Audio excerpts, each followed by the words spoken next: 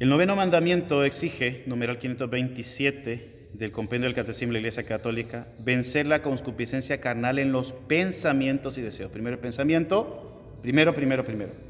Después va a pasar al deseo. La lucha contra esta concupiscencia supone la purificación del corazón y la práctica de la virtud de la templanza. Obvio, decía un padrecito hace muchos años, es que lo que tienen que decir ustedes es, no quiero pensar en eso, pero es que es imposible. Porque llega a una edad en que la misma naturaleza ya empieza a revolverse. La famosa adolescencia adolece de muchas cosas, de inclinaciones que normalmente no tenía, sensaciones que no tenía. Empiezan a pasar cosas extrañas en el cuerpo. Entonces empieza a despertarse a veces la curiosidad, a veces lastimosamente el morbo. Y por eso hay que saber orientar, porque si no se puede traumar. Pero no vale simplemente no quiero pensar en eso. Es que lo que necesito hacer es transformarlo en algo mucho más productivo. Mentalmente, saber el por qué. Yo, por ejemplo, he visto casos de niñas y niños que no han desarrollado. Y es una preocupación para ellos y sus padres. Porque pues no crecen, pues que no les cambia la voz, que las características sexuales no aparecen de adulto, claro. Entonces, y son un trauma, y algunos pues incluso han pensado en someterse a tratamientos hormonales, no pues de los que usualmente se dan, pero sí a hacerlo. Entonces, ¿cuál es la dificultad con esto? Pues que tenemos una gran, inmensa mayoría de niños y jóvenes que son normales en cuanto a su desarrollo y lo utilizan para pecar. No le dan gracias a Dios de que ellos son normales, que su cuerpo funciona como tiene que funcionar. Es una manera de sublimar eso. Y no quitar la parte morbosa. Porque a veces solo quitar el morbo no ayuda, porque tienes que quitar algo malo y poner algo bueno. No puede haber un espacio vacío. Tienes que quitar al demonio y poner un ángel a que custodie que no vuelva el demonio. Entonces, ¿cómo poder explicar esto a niños y jóvenes? Pues es difícil.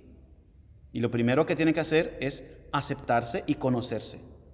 Muchos niños y jóvenes recurren a Internet y ven, porque quieren curiosear, quieren saber qué les está pasando, ven con curiosidad morbosa los cambios físicos y el cuerpo de su otro sexo. Y claro, ahí es donde tiene que entrar la orientación de un adulto sano también mentalmente, un adulto que sea lo suficientemente maduro para poder transmitir esto. Y en vez de buscar páginas pornográficas, buscar páginas médicas. Explicar con calma, de acuerdo a la edad del niño, no darle más de lo que necesita saber o de lo que está preguntando, porque a veces ese es el problema, se da demasiada información para despertar el morbo. Muchos niños y jóvenes, por ejemplo, no aceptan sus cambios del desarrollo sexual, porque quieren seguir siendo niños. Tenemos una sociedad de niños grandes que no quieren aceptarse como son. Muchos de ellos pues se hacen daño físicamente, algunos pues han pegado graves infecciones porque empiezan a rasurarse, como eso es lo que ven, que dicen que eso es por aseo, por salud, empiezan a rasurarse todo el pelo del cuerpo, algunos pegan grandes infecciones, irritaciones, problemas después de salud, porque no saben hacerlo bien, simplemente porque lo vieron en algún lugar de esto, cuando tendrían que aceptarse. Muchas personas, incluso adultas, tienen ese trauma, no soportan verse desnudos en un espejo porque no aceptan su cuerpo como es. Luego pues tenemos las confusiones mentales derivadas muchas veces de pecados mayores, como es la violación para un niño, de la confusión de mentalidad, la confusión de su identidad sexual, porque no acepta su cuerpo como es, quiere seguir siendo niño o quiere tener un sexo distinto del que Dios le ha asignado. No acepta su vida, no acepta su cuerpo y por tanto nunca podrá cumplir la voluntad, la vocación que Dios le dio, porque anejo a la sexualidad, al sexo que Dios te da una vocación.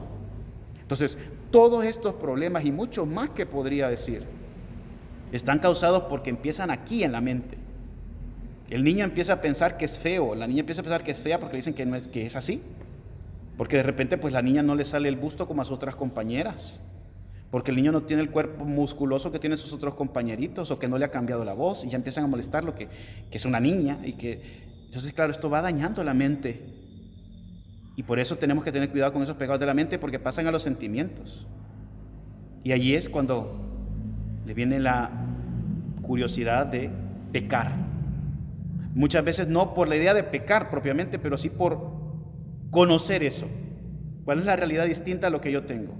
O si ellos dicen que soy eso, pues sí, a lo mejor soy eso y yo no me he dado cuenta. Hay que tener mucho cuidado con estos pensamientos que pueden ser muy dañinos. Pensamientos, pues en este caso es a la impureza, pero incluso aquí dice, no consentirás. O sea, que se vienen a la cabeza, se vienen a la cabeza. Es inevitable que el hombre tenga tentaciones, dice el Señor. El problema es que no se rechaza inmediatamente. Se queda uno ahí, y si puede, y si no se puede, y será bueno, y lo que le pasó a Eva. Eva vio que el árbol y que el fruto era bueno, de agradable aspecto y olor, y pecó. No por morder el fruto, sino por desobedecer a Dios. Así que no se piensa con la tentación inmediatamente que una persona tiene una de estas tentaciones, tiene que ponerse en acción para hacer otra cosa distinta y pensar en una cosa distinta. Y por supuesto evitar la soledad, porque muchas veces de esto la soledad ayuda a que pase a la voluntad y se cometa el pecado mortal. Y con soledad no me refiero solo a la física, sino que cuando tienes estos problemas en tu cabeza, pedir ayuda a quien te la puede dar. No le vas a preguntar a un carpintero de electricidad ni a un electricista de fontanería. Tienes que preguntarle a cada uno lo suyo. Y por eso muchos niños jóvenes y aún adultos jóvenes preguntan a otros de sus congéneres que están en el mismo problema, no piden orientación a alguien que sabe y terminan siendo guías de ciego. Tengamos mucho cuidado con esto.